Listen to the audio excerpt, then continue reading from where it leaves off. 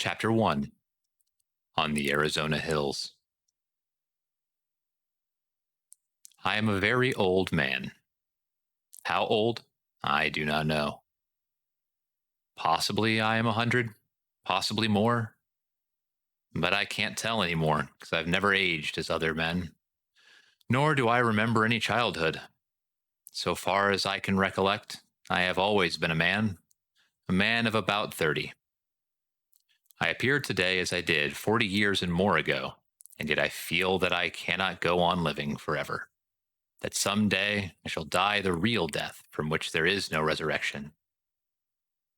I do not know why I should fear death, I who have died twice and am still alive.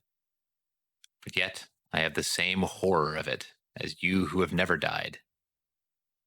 And it is because of this terror of death, I believe, that I am so convinced of my mortality.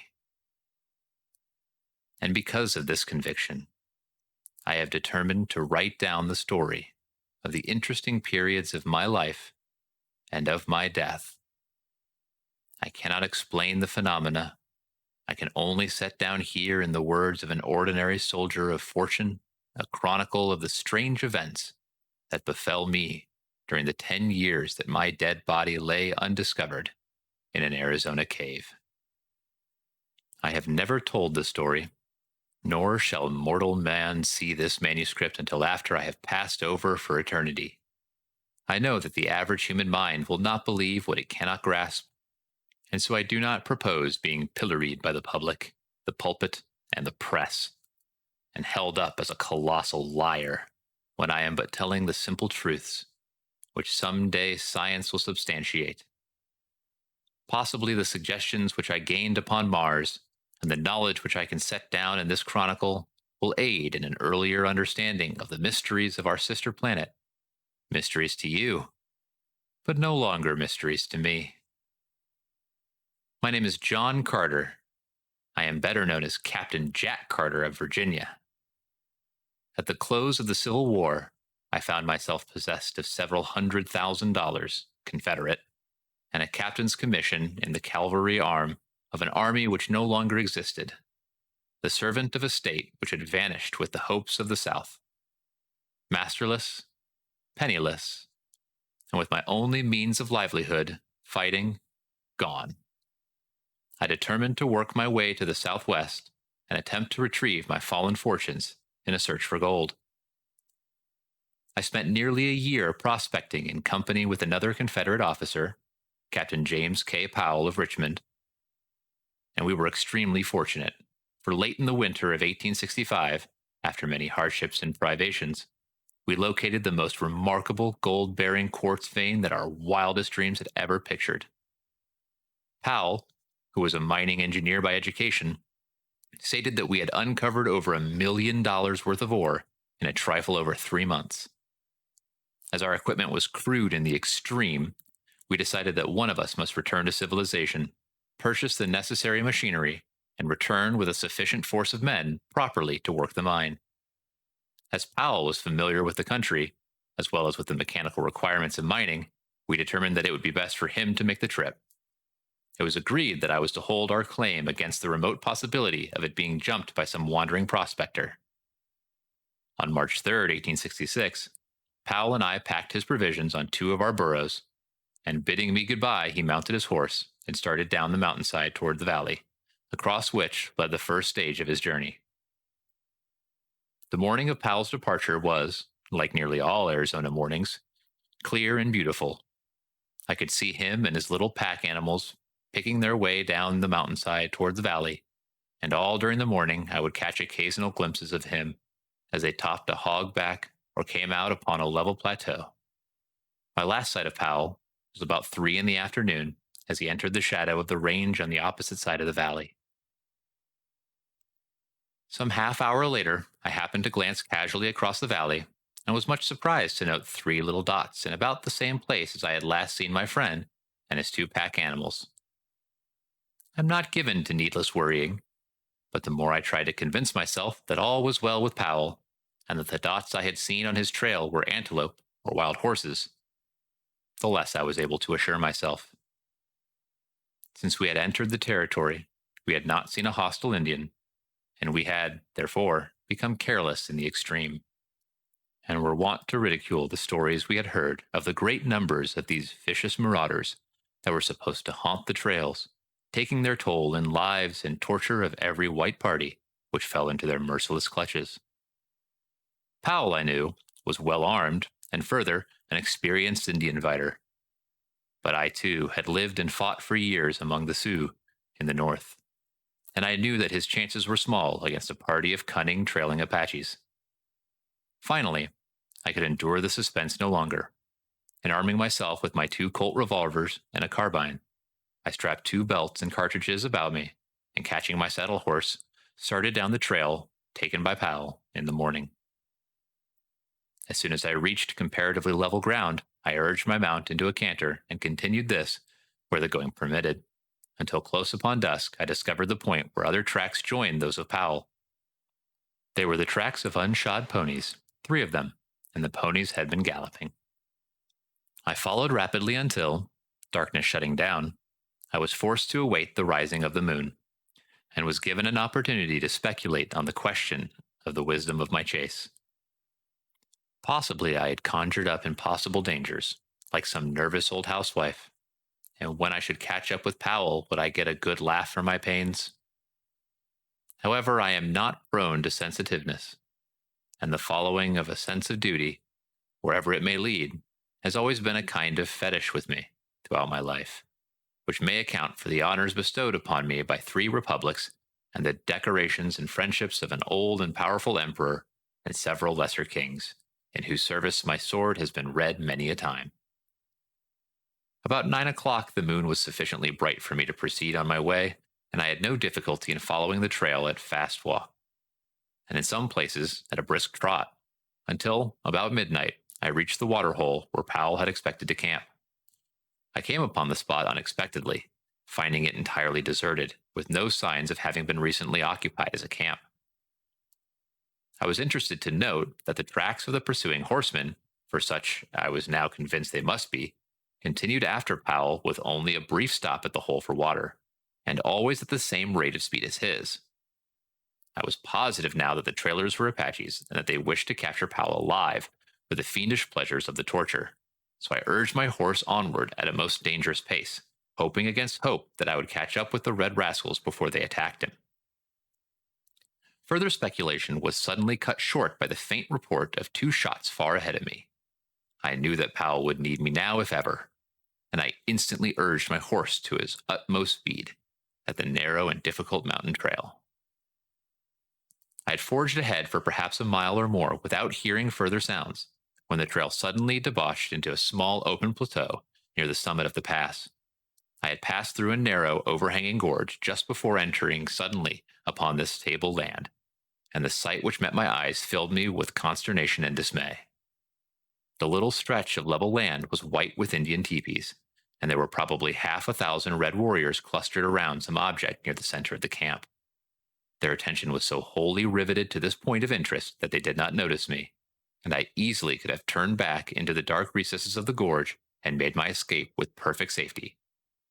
The fact, however, that this thought did not occur to me until the following day removes any possible right to a claim to heroism to which the narration of this episode might possibly otherwise entitle me. I do not believe that I am made of the stuff which constitutes heroes, because, in all of the hundreds of instances that my voluntary acts have placed me face to face with death, I cannot recall a single one where any alternative step that I took occurred to me until many hours later.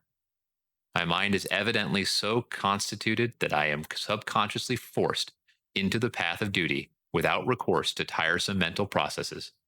However that may be, I have never regretted that cowardice is not optional with me. In this instance, I was, of course, positive that Powell was the center of attraction. But whether I thought or acted first, I do not know. But within an instant from the moment the scene broke upon my view, I had whipped out my revolvers and was charging down upon the entire army of warriors, shooting rapidly and whooping at the top of my lungs. Single-handed, I could not have pursued better tactics, for the red men, convinced by sudden surprise that not less than a regiment of regulars was upon them, turned and fled in every direction for their bows, arrows, and rifles. The view which their hurried routing disclosed filled me with apprehension and with rage. Under the clear rays of the Arizona moon lay Powell, his body fairly bristling with the hostile arrows of braves. That he was already dead, I could not be but convinced. And yet I would have saved his body from mutilation at the hands of the Apaches as quickly as I would have saved the man himself from death. Riding close to him, I reached down from the saddle and grasped his cartridge belt, drew him across the withers of my mount. A backward glance convinced me to return the way that I'd came would be more hazardous than to continue across the plateau. So, putting spurs to my poor beast, I made a dash for the opening to the pass which I could distinguish on the far side of the tableland. The Indians had, by this time, discovered that I was alone, and I was pursued with imprecations, arrows, and rifle balls. The fact that it is difficult to aim anything but imprecations accurately by moonlight, the fact that they were upset by the sudden and unexpected manner of my advent, and that I was a rather rapidly moving target saved me from the various deadly projectiles of the enemy and permitted me to reach the shadows of the surrounding peaks before an orderly pursuit could be organized. My horse was traveling practically unguided, as I knew that I had probably less knowledge of the exact location of the trail to the pass than he, unless it happened that he entered a defile which led to the summit of the range and not to the pass which I had hoped would carry me to the valley and to safety. It is probable, however, that to this fact I owe my life, and the remarkable experiences and adventures which befell me during the following 10 years. My first knowledge that I was on the wrong trail came when I heard the yells of the pursuing savages suddenly grow fainter and fainter far off to my left. I knew then that they had passed to the left of the jagged rock formation at the edge of the plateau, to the right of which my horse had borne me and the body of Powell. I drew rein on a little level promontory overlooking the trail below and to my left, and saw the party of pursuing savages disappearing around the point of the neighboring peak. I knew the Indians would soon discover that they were on the wrong trail, and that the search for me would be renewed on the right direction as soon as they located my tracks. I had gone but a short distance further when what seemed to be an excellent trail opened up around the face of a high cliff. The trail was level and quite broad and led upward and in the general direction I wished to go. The cliff arose for several hundred feet to my right, and on my left was an equal and nearly perpendicular drop to the bottom of a rocky ravine. I had followed this trail for perhaps 100 yards, when a sharp turn to the right brought me to the mouth of a large cave. The opening was about 4 feet in height and 3 to 4 feet wide, and at this opening the trail ended. It was now morning, and with the customary lack of dawn, which is a startling characteristic of Arizona, it had become daylight almost without warning. Dismounting, I laid Powell upon the ground, but the most painstaking examination failed to reveal the faintest spark of life. I forced water from my canteen between his dead lips, bathed his face, and rubbed his hands, working over him continuously for the better part of an hour, in the face of the fact that I knew him to be dead. I was very fond of Powell. He was thoroughly a man in every respect, a polished Southern gentleman, a staunch and true friend. And it was with a feeling of the deepest grief that I finally gave up my crude endeavors at resuscitation. Leaving Powell's body where it lay on the ledge, I crept into the cave to reconnoiter. I found a large chamber, possibly 100 feet in diameter and 30 or 40 feet in height, a smooth and well-worn floor, and many other evidences that the cave had, at some remote period, been inhabited. The back of the cave was so lost in dense shadow that I could not distinguish whether there were openings into other apartments or not. As I was continuing my examination, I commenced to feel a pleasant drowsiness creeping over me, which I attributed to the fatigue of my long and strenuous ride, and the reaction from the excitement of the fight and the pursuit. I felt comparatively safe in my present location, as I knew that one man could defend the trail to the cave against an army. I soon became so drowsy that I could scarcely resist the strong desire to throw myself on the floor of the cave for a few moments' rest. But I knew that this would never do, as it would mean certain death at the hands of my red friends, who might be upon me at any moment. With an effort, I started towards the opening of the cave, only to reel drunkenly against a side wall, and from there, slip prone against the floor. Chapter 2. The Escape of the Dead. A sense of delicious dreaminess overcame me. My muscles relaxed, and I was on the point of giving way to my desire to sleep when the sound of approaching horses reached my ears. I attempted to spring to my feet, but was horrified to discover that my muscles refused to respond to my will. I was now thoroughly awake, but was unable to move a muscle as though it was turned to stone. It was then for the first time that I noticed a slight vapor filling the cave. It was extremely tenuous, and only noticeable against the opening which led to daylight. There also came to my nostrils a faintly pungent odor, and I could only assume that I had been overcome by some poisonous gas. But why I should retain my mental faculties and yet be unable to move, I could not fathom. I lay facing the opening of the cave, and there I can see the short stretch of trail which lay between the cave and the turn of the cliff around which the trail led. The noise of the approaching horses had ceased, and I judged the Indians were creeping stealthily upon me along the little ledge which led to my living tomb. I remember that I hoped that they would make short work of me, as I did not particularly relish the thought of the innumerable things they might do to me if the spirit prompted them. I had not long to wait before a stealthy sound apprised me of their nearness, and then a war-bonneted, paint-streaked face was thrust cautiously around the shoulder of the cliff, and savage eyes looked into mine. That he could see me in the dim light of the cave, I was sure, for the early morning sun was falling full upon me through the opening. The fellow, instead of approaching, merely stood and stared, his eyes bulging and his jaw dropped. And then another savage face appeared, and a third, and a fourth, and a fifth, craning their necks over the shoulders of the fellows, whom they could not pass upon the narrow ledge. Each face was the picture of awe and fear, but for what reason I did not know, nor did I learn until 10 years later. That there were still other braves behind those who regarded me was apparent from the fact that the leaders pressed back whispered words to those behind them. Suddenly, a low but distinct moaning sound issued from the recesses of the cave behind me, and, as it reached the ears of the Indians, they turned and fled in terror, panic-stricken. So frantic were their efforts to escape from the unseen thing behind me, that one of the braves was hurled headlong from the cliff to the rocks below. Their wild cries echoed into the canyon for a short time, and then all was still once more. The sound which had frightened them was not repeated, but it had been sufficient, as it was, to start me speculating on the possible horror which lurked in the shadows at my back.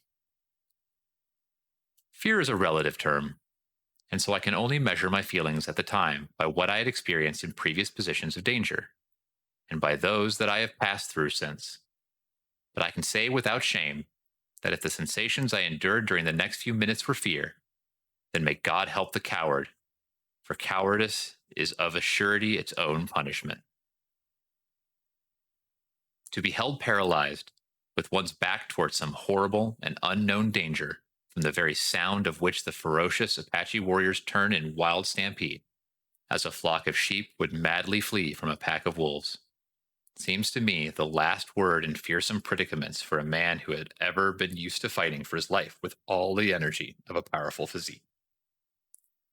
Several times I thought I heard faint sounds behind me, as of somebody moving cautiously, but eventually these ceased, and I was left to the contemplation of my position without interruption. I could but vaguely conjecture the cause of my paralysis, and my only hope lay in that it might pass off as suddenly as it had fallen upon me. Late in the afternoon, my horse, which had been standing with dragging rein before the cave, started slowly down the trail, evidently in search of food and water, as I was left alone with my mysterious, unknown companion and the dead body of my friend, which lay just within my range of vision upon the ledge where I had placed it in the early morning. From then until possibly midnight, all was silence. The silence of the dead. Then, suddenly, the awful moan of the morning broke upon my startled ears, and there came again from the black shadows the sound of a moving thing, and a faint rustling as of dead leaves. The shock to my already overstrained nervous system was terrible in the extreme, and with a superhuman effort I strove to break my awful bonds. It was an effort of the mind, of the will, of the nerves, not muscular, for I could not move even so much as my little finger, but nonetheless mighty for all that. And then something gave. There was a momentary feeling of nausea, a sharp click as of the snapping of a steel wire, and I stood with my back against the wall of the cave facing my unknown foe. And then the moonlight flooded the cave, and there before my eyes lay my own body as it had been lying all these hours, with the eyes staring towards the open ledge and the hands resting limply on the ground. I looked first at my lifeless clay there upon the floor of the cave and looked down at myself in utter bewilderment, for there I lay clothed, and yet here I stood but naked as the minute of my birth. The transition had been so sudden and so unexpected that it left me for a moment forgetful of aught else than my strange metamorphosis. My first thought was, is this then death? Have I indeed passed over forever into that other life? But I could not well believe this, as I could feel my heart pounding against my ribs from the exertion of my efforts to release myself from the anesthesis which had held me. My breath was coming in quick, short gasps. Cold sweat stood out from every pore in my body, and the ancient experiment of pinching revealed the fact that it was anything other than a wraith. Again, was I suddenly recalled to my immediate surroundings by a repetition of the weird moan from the depths of the cave. Naked and unarmed as I was, I had no desire to face the unseen thing which menaced me. My revolvers were strapped to my lifeless body, which, for some unfathomable reason, I could not bring myself to touch. My carbine was, in its boot, strapped to my saddle, and as my horse had wandered off, I was left without means of defense. My only alternative seemed to lie in flight, and my decision was crystallized in a recurrence of the rustling sound from the thing which now seemed, in the darkness of the cave and to my distorted imagination, to be creeping stealthily upon me. Unable longer to resist the temptation to escape this horrible place, I leapt quickly through the opening into the starlight of a clear Arizona night.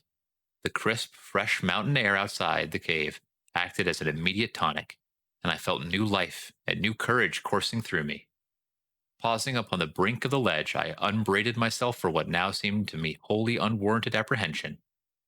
I reasoned with myself that I had lain helpless for many hours within the cave, yet nothing had molested me, and my better judgment, when permitted the direction of clear and logical reasoning, convinced me that the noises I had heard must have resulted from purely natural and harmless causes.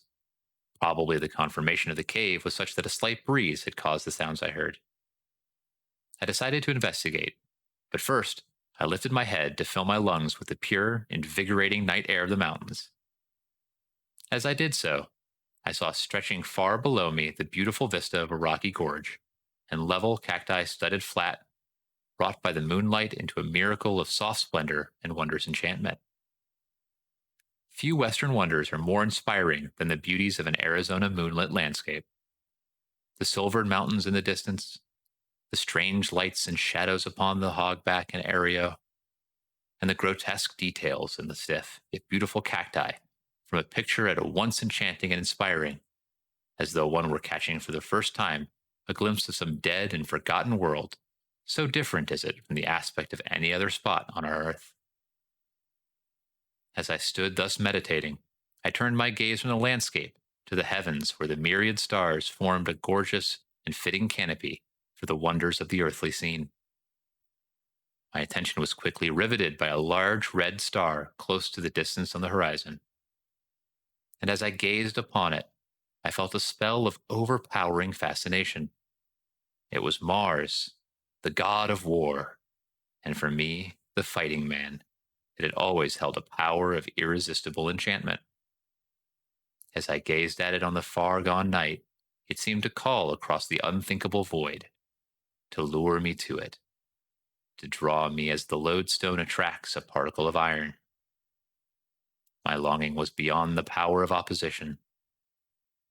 I closed my eyes, stretched out my arms towards the god of my vocation, and felt myself drawn with the suddenness of thought through the trackless immensity of space. There was an instant of extreme cold and utter darkness. Chapter 3. My Advent on Mars. I opened my eyes upon a strange and weird landscape. I knew that I was on Mars. Not once did I question either my sanity or my wakefulness. I was not asleep. No need for pinching here.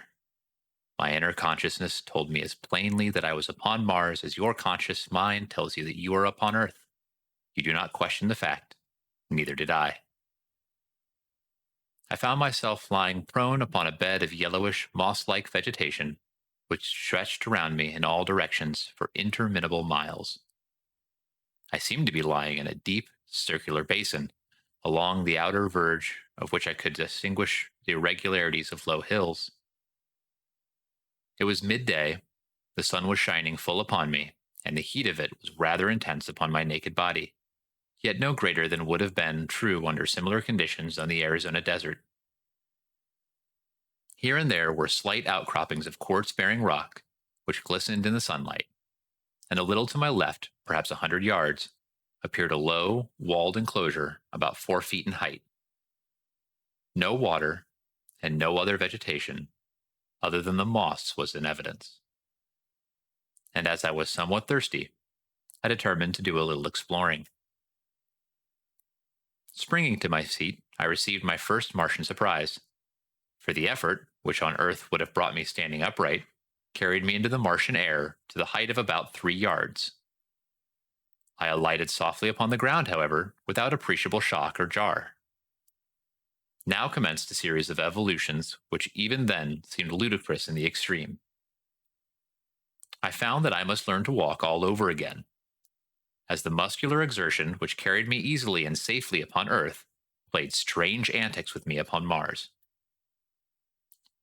Instead of progressing in a sane and dignified manner, my attempts to walk resulted in a variety of hops which took me clear off the ground, a couple of feet at each step, and landed me sprawling upon my face, or back, at the end of each second or third hop.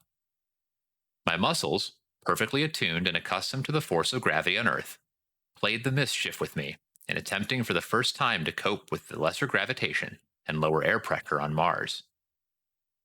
I was determined, however, to explore the low structure which was the only evidence of habitation in sight, and so I hit upon the unique plan of reverting to the first principles in locomotion: crawling. I did fairly well at this, and in a few moments had reached the low encircling wall of the enclosure. There appeared to be no doors or windows upon the side nearest me, but as the wall was about 4 feet high, I cautiously gained my feet and peered over the top to the strangest sight it had ever been given to me to see. The roof of the enclosure was of solid glass, about 4 or 5 inches in thickness, and beneath this were several hundred large eggs, perfectly round and snowy white. The eggs were nearly uniform in size, being about 2½ feet in diameter. 5 or 6 had already hatched, and the grotesque caricatures which sat blinking in the sunlight were enough to cause me to doubt my sanity. They seemed mostly head, with little scrawny bodies, long necks, and 6 legs, or, as I afterward learned, 2 legs and 2 arms, with an intermediary pair of limbs which could be used at will, either as arms or legs.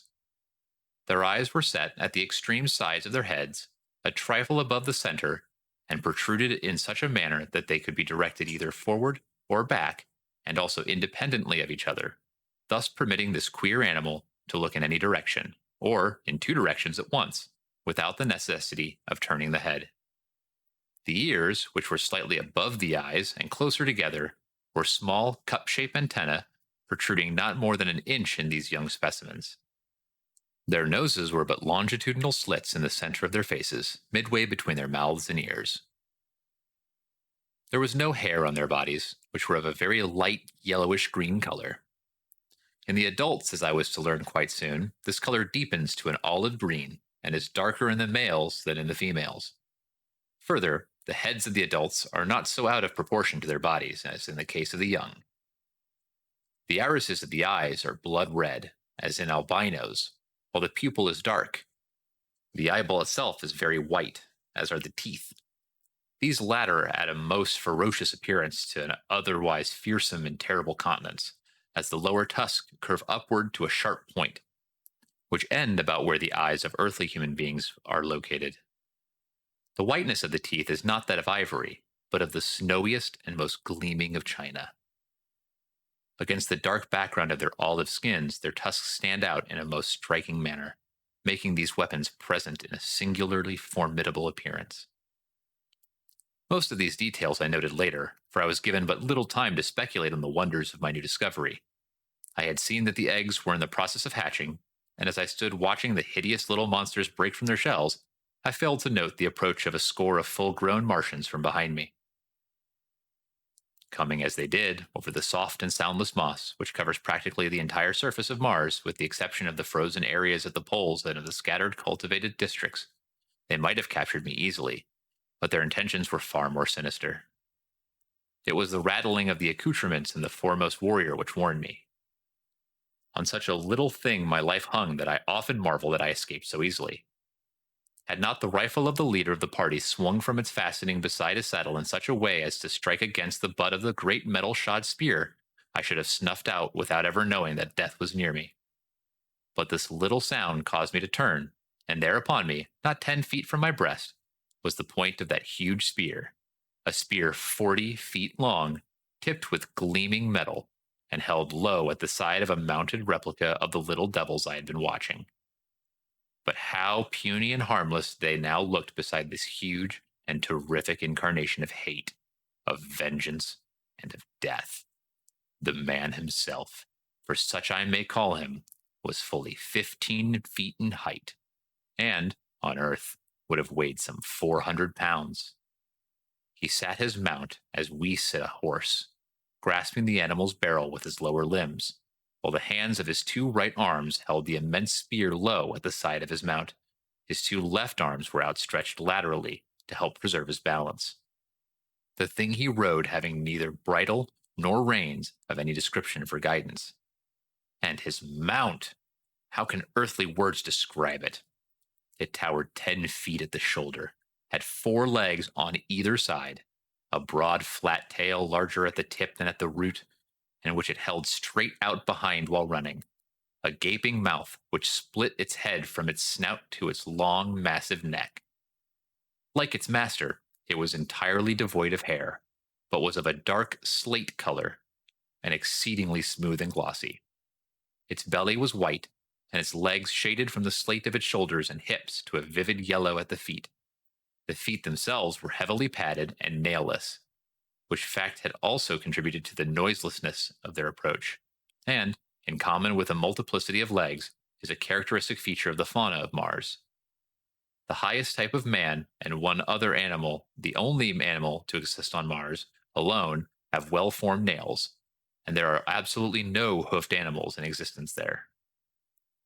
Behind this first charging demon trailed 19 others, similar in all respects, but, as I learned later, bearing individual characteristics peculiar to themselves, precisely as no two of us are identical, although we are all cast in a similar mold. This picture, or rather materialized nightmare, which I have described at length, made but one terrible and swift impression on me as I turned to meet it. Unarmed and naked as I was, the first law of nature manifested itself in the only possible situation of my immediate problem, and that was to get out of the vicinity of the point of the charging spear. Consequently, I gave a very earthly and at the same time superhuman leap to reach the top of the Martian incubator, for such I had determined it must be. My effort was crowned with a success which appalled me no less than it seemed to surprise the Martian warriors, for it carried me fully 30 feet into the air and landed me 100 feet from my pursuers and on the opposite side of the enclosure. I alighted upon the soft moss easily and without mishap, and turning, saw my enemies lined up along the further wall. Some were surveying me with expressions which I afterward discovered marked extreme astonishment, and the others were evidently satisfying themselves that I had not molested their young. They were conversing together in low tones, and gesticulating and pointing toward me. Their discovery that I had not harmed the little Martians, and that I was unarmed, must have caused them to look upon me with less ferocity. But as I was to learn later, The thing which weighed most in my favor was my exhibition of hurdling. While the Martians are immense, their bones are very large and they are muscled only in proportion to the gravitation which they must overcome. The result is that they are infinitely less agile and less powerful in proportion to their weight than an earthly man. And I doubt that were one of them suddenly to be transported to Earth, he could lift his own weight from the ground. In fact, I am convinced that he could not do so. My feat, then, was as marvelous upon Mars as it would have been upon Earth, and from desiring to annihilate me as they suddenly looked upon me as wonderful discovery to be captured and exhibited among their fellows. The respite my unexpected agility had given me permitted me to formulate plans for the immediate future and to note more closely the appearance of the warriors, for I could not disassociate these people in my mind from those other warriors who, only the day before, had been pursuing me. I noted that each was armed with several other weapons in addition to the huge spear which I have described. The weapon which caused me to decide against an attempt at escape by flight was what was evidently a rifle of some description, in which I felt, for some reason, they were particularly efficient in handling. These rifles were of a white metal stocked with wood, which I learned later was a very light and intensely hard growth much prized on Mars, and entirely unknown to us denizens of Earth. The metal of the barrel is an alloy composed principally of aluminum and steel, which they have learned to temper to a hardness far exceeding that of the steel of which we are familiar. The weight of these rifles is comparatively little, and with the small caliber, explosive, radium projectiles which they use, with great length of the barrel, they are deadly to the extreme and at ranges which would be unthinkable on Earth. The theoretic effective radius of this rifle is 300 miles, but the best they can do in actual service when equipped with their wireless finders and sighters is but a trifle over 200 miles. This is quite far enough to imbue me with great respect for the Martian firearm, and some telepathic force must have warned me against an attempt to escape in broad daylight from under the muzzles of 20 of these death-dealing machines. The Martians, after conversing for a short time, turned and rode away in the direction which they had come, leaving one of their number alone by the enclosure. When they had covered perhaps 200 yards, they halted, and turned their mounts toward us, sat watching the warrior by the enclosure.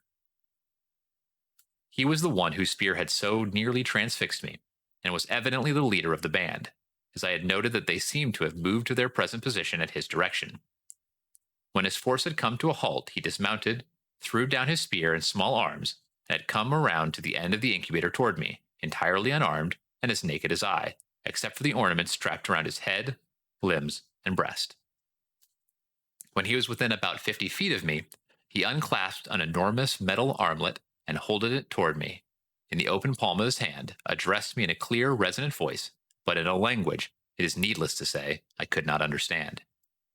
He then stopped, as though waiting for my reply, pricking up his antenna-like ears and cocking his strange-looking eyes still further towards me. As the silence became painful, I concluded to hazard a little conversation of my own part. As I had guessed that he was making overtures of peace, the throwing down of his weapons and the withdrawing of his troops before his advance towards me would have signified a peaceful mission anywhere on Earth, so why not, then, on Mars? Placing my hand over my heart, I bowed low to the Martian and explained to him that while I did not understand his language, his actions spoke for the peace and friendship that at the present moment were most dear to my heart. Of course, I might have been a babbling brook for all the intelligence my speech carried to him, but he understood the actions with which I immediately followed my words.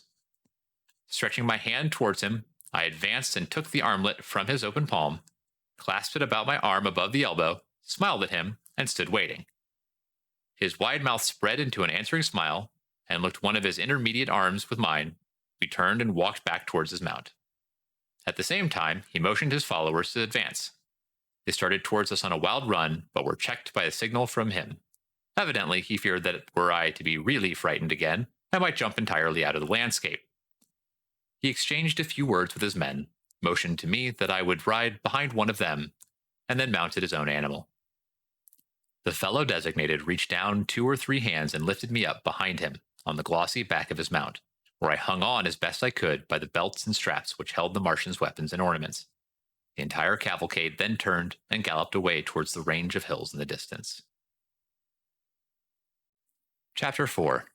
A Prisoner. We had gone perhaps 10 miles when the ground began to rise very rapidly. We were, as I was later to learn, nearing the edge of one of Mars' long dead seas, in the bottom of which my encounter with the Martians had taken place. In a short time, we gained the foot of the mountains, and after traversing in a narrow gorge came to an open valley, at the far extremity of which was a low tableland upon which I beheld an enormous city. Toward this we galloped, entering it by what appeared to be a ruined roadway leading out from the city, but only to the edge of the tableland, where it ended abruptly in a flight of broad steps. Upon closer observation, I saw as we passed them that the buildings were deserted, and while not greatly decayed, had the appearance of not having been tenanted for years, possibly for ages. Toward the center of the city was a large plaza, and upon this, and in the buildings immediately surrounding it, were camped some 9 or 10 hundred creatures of the same breed as my captors, for such I now considered them, despite the suave manner in which I had been trapped. With the exception of their ornaments, all were naked. The women varied in appearance but little from the men, except that their tusks were much larger in proportion to their height, in some instances curving nearly to their high-set ears. Their bodies were smaller and lighter in color, and their fingers and toes bore the rudiments of nails, which were entirely lacking among the males. The adult females ranged in height from 10 to 12 feet. The children were light in color, even lighter than the women, and all looked precisely alike to me, except that some were taller than others, older, I presumed. I saw no signs of extreme age among them, nor is there any appreciable difference in their appearance from the age of maturity, about 40, until at about the age of 1,000 years, they go voluntarily upon their last strange pilgrimage down the river Is, which leads no living Martian knows whither, and from whose bosom no Martian has ever returned. Nor would be allowed to live did he return after once embarking upon its cold, dark waters. Only about one Martian in 1,000 dies of sickness or disease, and possibly about 20 take the voluntary pilgrimage. The other 979 die violent deaths in duels, in hunting, in aviation, and in war. But perhaps by far the greatest death loss comes during the age of childhood, when vast numbers of the little Martians fall victims to the great white apes of Mars. The average life expectancy of a Martian after the age of maturity is about 300 years, but would be nearer to the 1,000 mark were it not for the various means leading to violent death.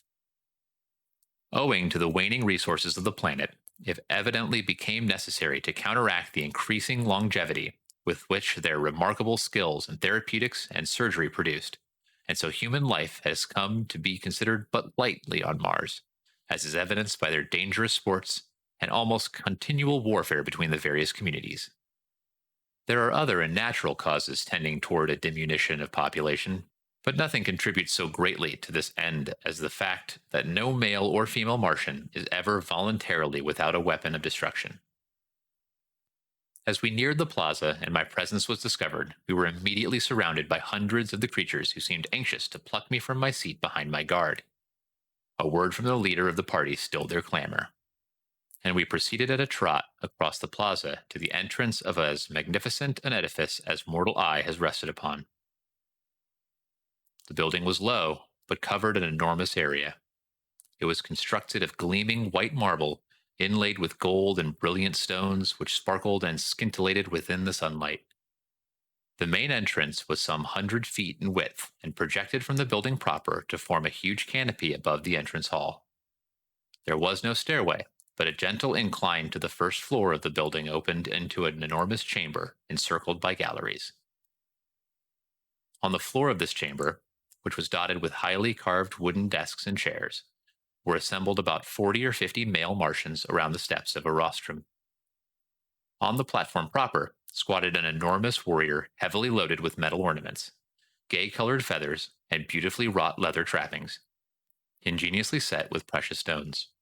From his shoulders depended a short cape of white fur lined with a brilliant scarlet silk. What struck me as most remarkable about this assemblage and the hall in which they were congregated was the fact that the creatures were entirely out of proportion to the desks, chairs, and other furnishings, these being of a size adapted to human beings such as I, whereas the great bulks of the Martians could scarcely have squeezed into the chairs. nor was there room beneath the desks for their long legs. Evidently, then, there were other denizens on Mars than the wild and grotesque creatures into whose hands I had fallen. But the evidence of extreme antiquity, which showed all around me, indicated that these buildings might have belonged to some long extinct and forgotten race in the dim antiquity of Mars. Our party had halted at the entrance to the building, and at a sign from the leader, I had been lowered to the ground. Again, locking his arm in mine, we had proceeded into the audience chamber. There were few formalities observed in approaching the Martian chieftain. My captor merely strode up to the rostrum, the others making way for him as he advanced. The chieftain rose to his feet and uttered the name of my escort, who, in turn, halted and repeated the name of the ruler, followed by his title. At the time, the ceremony and the words they uttered meant nothing to me, but later I came to know that this was the customary greeting between green Martians. Had the men been strangers, and therefore unable to exchange names, they would have silently exchanged ornaments. Had their missions been peaceful, otherwise they would have exchanged shots, or have fought out their introductions with some other of their various weapons. My captor, whose name was Tars Tarkas, was virtually the vice chieftain of the community, and a man of great ability as a statesman and warrior. He evidently explained briefly the incidents connected with his expedition, including my capture, and when he had concluded, the chieftain addressed me at some length. I replied in our good old English tongue, merely to convince him that neither of us could understand the other, but I had noticed that when I smiled slightly on concluding, he did likewise. This fact, and the similar occurrence during my first talk with Tars Tarkas, convinced me that we had at least something in common, the ability to smile, therefore to laugh, denoting a sense of humor. But I was to learn that the Martian smile is merely perfunctory, and that the Martian laugh is a thing to cause strong men to blanch in horror. The ideas of humor among the green men of Mars are widely at variance with our conceptions of incidents to merriment. The death agonies of a fellow being are, to these strange creatures, provocative of the wildest hilarity, while their chief form of commonest amusement is to inflict death on their prisoners of war in various ingenious and horrible ways. The assembled warriors and chieftains examined me closely, feeling my muscles and the texture of my skin. The principal chieftain then evidently signified a desire to see me perform, and mentioned me to follow. He started with Tars Tarkas for the open plaza. Now I had made no attempt to walk since my first signal failure, except while tightly grasping Tars Tarkas' arm, and so now I went skipping and flittering about among the desks and chairs like some monstrous grasshopper. After bruising myself severely, much to the amusement of the Martians, I again had recourse to crawling. But this did not suit them, and I was roughly jerked to my feet by a towering fellow who had laughed most heartily at my misfortunes. As he banged me down upon my feet, his face was bent close to mine, and I did the only thing a gentleman might do under the circumstances of brutality, boorishness, and lack of consideration for a stranger's rights. I swung my fist squarely to his jaw, and he went down like a felled ox. As he sunk to the floor, I wheeled around with my back towards the nearest desk, expecting it to be overwhelmed by the vengeance of his fellows, but determined to give them as good a battle as the unequal odds would permit before I gave up my life. My fears were groundless, however, as the other Martians, at first struck dumb with wonderment, finally broke into wild peals of laughter and applause. I did not recognize the applause as such, but later, when I had become acquainted with their customs, I learned that I had won what they seldom accord, a manifestation of approbation. The fellow whom I had struck lay where he had fallen, nor did any of his mates approach him. Tars Tarkas advanced towards me, holding out one of his arms, and we thus proceeded to the plaza without further mishap. I did not, of course, know the reason for which we had come to the open, but I was not long in being enlightened. They first repeated the word sack a number of times, and then Tars Tarkas made several jumps. He repeated the same word before each leap. Then, turning to me, he said, sack. I saw what they were after, and gathered myself together.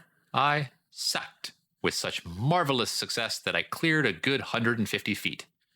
Nor did I, this time, lose my equilibrium, but landed squarely upon my feet without falling. I then returned by easy jumps of 25 or 30 feet to the little group of warriors. My exhibition had been witnessed by several hundred lesser Martians, and they immediately broke into demands for repetition, which the chieftain then ordered me to make. But I was both hungry and thirsty, and determined on the spot that my only method of salvation was to demand the consternation from these creatures, which they evidently would not voluntarily accord. I therefore ignored the repeated command to suck, and each time they were made, I motioned to my mouth and rubbed my stomach. Tarkus and the chieftain exchanged a few words, and the former, calling to a young female among the throng, gave her some instructions and motioned me to accompany her. I grasped her proffered arm, and together we crossed the plaza toward a large building on the far side. My fair companion was about 8 feet tall, having just arrived at maturity, but not yet to her full height. She was of a light olive green color, with a smooth, glossy hide. Her name, as I afterward learned, was Sola, and she belonged to the retinue of Tarkus. She conducted me to a spacious chamber in one of the buildings fronted on the plaza, and which, from the litter of silks and furs upon the floor, I took to be the sleeping quarters of several of the natives. The room was well lighted by a number of large windows, and was beautifully decorated with mural paintings and mosaics. But upon all there seemed to rest that indefinable touch of the finger of antiquity, which convinced me that the architects and builders of these wondrous creations had nothing in common with the crude half-brutes which now occupied them. Sola motioned me to be seated upon a pile of silks near the center of the room, and turning, made a peculiar hissing sound as though signaling to someone in an adjoining room. In response to her call, I obtained my first sight of a new Martian wonder. It waddled in on its 10 short legs and squatted down before the girl like an obedient puppy. The thing was about the size of a Shetland pony, but its head bore a slight resemblance to that of a frog, except that the jaws were equipped with 3 rows of long, sharp tusks. Chapter 5. I Elude My Watchdog. Sola stared into the brute's wicked-looking eyes, muttered a word or two of command, pointed to me, and left the chamber. I could not but wonder what this ferocious-looking monstrosity might do when left alone in such close proximity to such a relatively tender morsel of meat. But my fears were groundless, as the beast, after surveying me intently for a moment, crossed the room to the only exit which led to the street, and lay down full length across the threshold.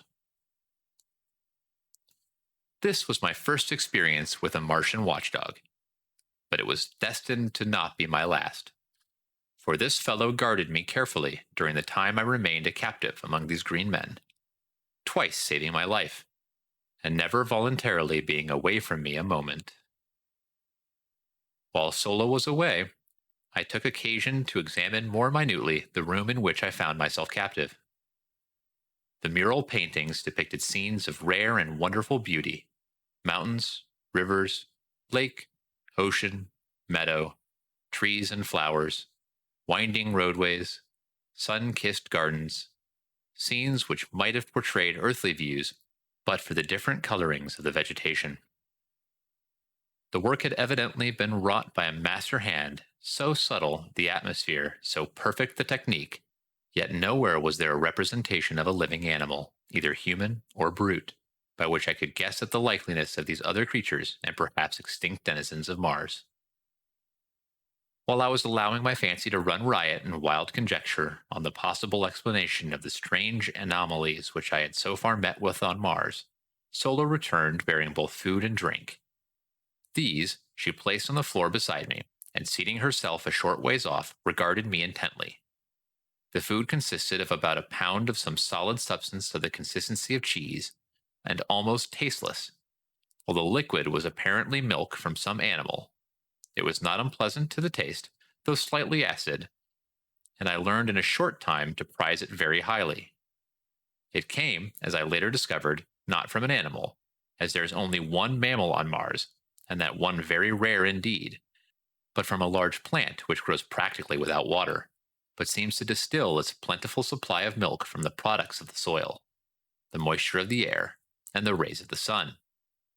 A single plant of this species will give 8 or 10 quarts of milk per day. After I had eaten, I was greatly invigorated, but feeling the need of rest, I stretched out upon the silks and was soon asleep. I must have slept several hours, as it was dark when I awoke, and I was very cold. I noticed that someone had thrown a fur over me, but it had become partially dislodged, and in the darkness I could not see to replace it. Suddenly, a hand reached out and pulled the fur over me, shortly afterwards adding another to my covering. I presumed that my watchful guardian was Sola, nor was I wrong. This girl alone, among all the green Martians, with whom I came in contact, disclosed characteristics of sympathy, kindliness, and affection. Her ministrations to my bodily wants were unfailing, and her solicitous care saved me from much suffering and many hardships. As I was to learn, the Martian nights are extremely cold, and as there is practically no twilight or dawn, the changes in temperature are sudden and most uncomfortable, as there are the transitions from brilliant daylight to darkness. The nights are either brilliantly illumined or very dark, for if neither of the two moons of Mars happen to be in the sky, almost total darkness results. Since the lack of atmosphere, or rather, the very thin atmosphere, fails to diffuse the starlight to any great extent. On the other hand, if both of the moons are in the heavens at night, the surface of the ground is brightly illuminated. Both of Mars's moons are vastly nearer her than is our moon to Earth, the nearer moon being but about 5,000 miles distant, while the further is but little more than 14,000 miles away, against the nearly 250,000 miles which separates us from our moon. The nearer moon of Mars makes a complete revolution around the planet in a little over 7½ hours, so that she may be seen hurtling through the sky like some huge meteor 2 or 3 times each night, revealing all of her phases during each transit of the heavens. The further moon revolves around Mars in something over 30¼ hours, and with her sister satellite makes a nocturnal Martian scene one of splendid and weird grandeur. And it is well that nature has so graciously and abundantly lighted the Martian night, for the green men of Mars, being a nomadic race with high intellectual development, have but crude means for artificial lighting, depending principally upon torches, a kind of candle, and a peculiar oil lamp which generates a gas and burns without a wick. This last device produces an intensely brilliant, far-reaching white light, but as the natural oil which it requires can only be obtained by mining in one of several widely separated and remote localities, it is seldom used by these creatures whose only thought is for today, and whose hatred for manual labor has kept them in a semi-barbaric state for countless ages. After Solo replenished my coverings, I again slept, nor did I awaken until daylight. The other occupants of the room, 5 in number, were all female, and they were still sleeping, piled high with motley array of silks and furs. Across the threshold lay stretched the sleepless guardian brute, just as I had last seen him on the preceding day. Apparently, he had not moved a muscle. His eyes were fairly glued upon me, and I fell to wondering just what might befall me should I endeavor to escape. I have ever been prone to seek adventure and to investigate and experiment where wiser men would have left well enough alone. It therefore now occurred to me that the surest way of learning the exact attitude of this beast towards me would be to attempt to leave the room. I felt fairly secure in my belief that I could escape him should he pursue me once I was outside of the building, for I had begun to take great pride in my ability as a jumper. Furthermore, I could see from the shortness of his legs that the brute himself was no jumper, and probably no runner. Slowly and carefully, therefore, I gained my feet, only to see that my watcher did the same. Cautiously I advanced towards him, finding that by moving with a shuffling gait, I could retain my balance as well as make reasonably rapid progress. As I neared the brute, he backed cautiously away from me, and when I had reached the open, he moved to one side to let me pass. He then fell in behind me and followed about 10 paces in my rear as I made my way along the deserted street. Evidently his mission was to protect me only, I thought, but when we reached the edge of the city, he suddenly sprang before me, uttering strange sounds and baring his ugly and ferocious tusks, Thinking to have some amusement at his expense, I rushed towards him, and when almost upon him, sprang into the air, alighting far beyond him and away from the city. He wheeled instantly and charged me with the most appalling speed I had ever beheld. I had thought his short legs a bar to swiftness, but had he been coursing with greyhounds, the latter would have appeared as though asleep on a doormat.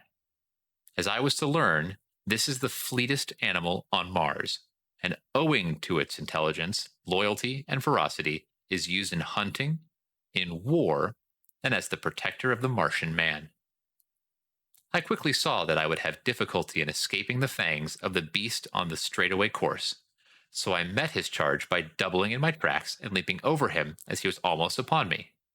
This maneuver gave me a considerable advantage, as I was able to reach the city quite a bit ahead of him, and as he came tearing after me, I jumped for a window about 30 feet from the ground in the face of one of the buildings overlooking the valley.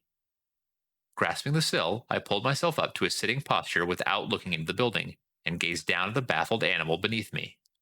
My exultation was short lived, however, for scarcely had I gained a secure seat on the sill than a huge hand grasped me from the neck from behind and dragged me violently into the room. Here, I was thrown upon my back and beheld standing over me a colossal ape like creature, white and hairless except for an enormous shock of bristly hair upon its head.